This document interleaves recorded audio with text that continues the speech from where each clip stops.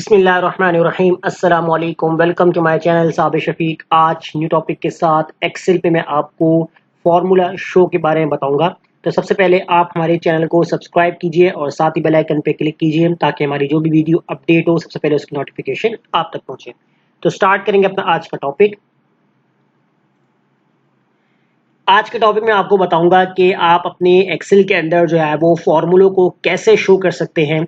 अब यहाँ देखिए मेरे पास एक डाटा बना हुआ है, मैंने एक सैंपल बनाया हुआ है। अब मुझे नहीं मालूम कि यहाँ जो मैंने जितनी भी वैल्यूज लिखी हुई हैं मैंने कौन कौन सी वैल्यूज को यहाँ पर मैनुअल टाइप किया है और कौन सी जगह पर मैंने जो है वो फॉर्मूला यूज किया।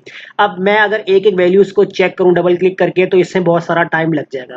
तो अगर मुझे एक ही वक्त में अगर मुझे यहाँ पर फॉर्मूला चेक करना है कि मैंने कहाँ कहाँ और कौन सा फॉर्मूला अप्लाई किया है, या अगर हमें किसी वैल्यूज को मल्टीप्लाई करने के लिए दे दिया जाए तो हमने उसको डायरेक्ट मल्टीप्लाई मैनुअल टाइप करके लिखा है या हमने उसको जो है वो फॉर्मूला करके अप्लाई करके जो है उसको यूज किया है, तो वो कैसे होगा यहाँ पर। तो देखिए इसके यहाँ पर मैं आपको बताऊंगा एक इसकी शॉर्ट की और फंक्शंस के थ्रू भी आप यहाँ पर वो चेक कर सकते हैं।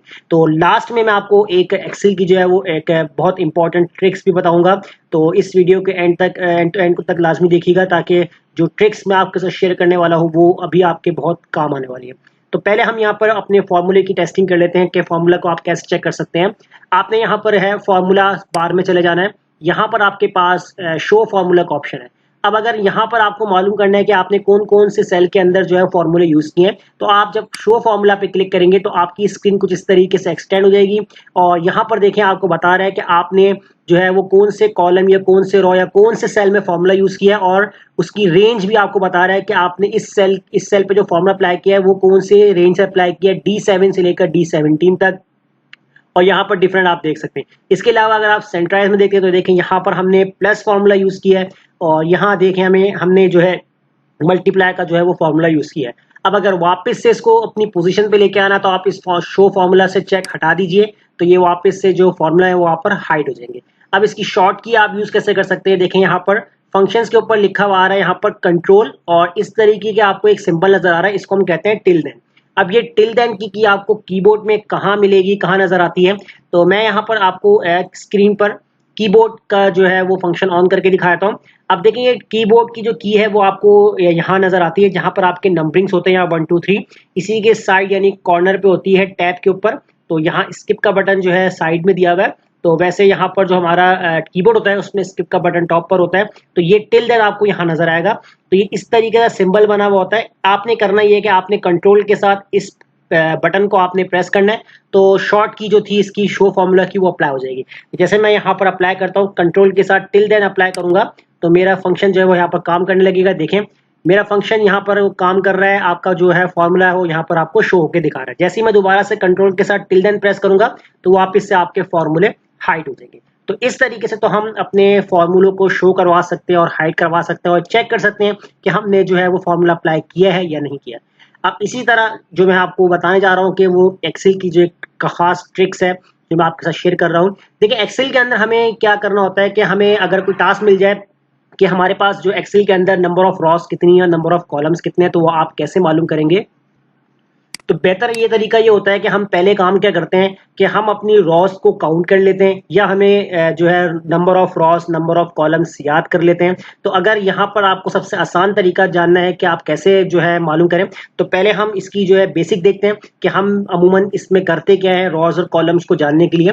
अगर मैं कंट्रोल के साथ डाउन एरो प्रेस करता हूँ तो मैं सबसे लास्ट वाली रॉ पे चला जाऊंगा, यानी कि मेरा सेल लास्ट रॉ पे चला जाएगा। अब यहाँ मैं रॉ को जो काउंट कर सकता हूँ कितने हैं, 10,48,576, यानी मेरे पास टोटल रॉस इतनी है। अगर मैं कंट्रोल के साथ अप वाला एरो प्रेस करूंगा तो वापस से फर्स्ट सेल पे आ जाऊंगा।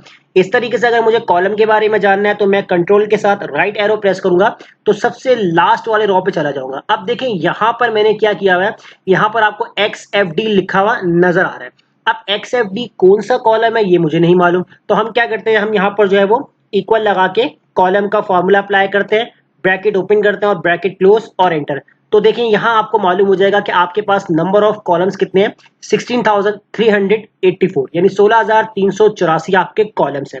इसी तरह अगर आप वापस से कंट्रोल के साथ लेफ्ट एरो पे आएंगे तो वापस से आप अपने फर्स्ट सेल पे आ जाएंगे। अब ये वो तरीका है कि हमें अगर रॉज और कॉलम्स के बारे में बिल्कुल ना मालूम हो और इसमें अगर हम ऐसे मालूम करने जाएं तो इसमें देखिए हमारा टाइम वेस्ट होगा, यानी आपको 1 मिनट 2 मिनट या 3 मिनट भी लग सकते हैं। लेकिन इस शॉर्ट कट से आप ये तमाम काम कैसे कर सकते हैं, यहाँ देखिए आपके पास नेम बॉक्स नजर आ रहा है, इसको मैं यहाँ से जो है इंक्रीज कर लेता हूँ।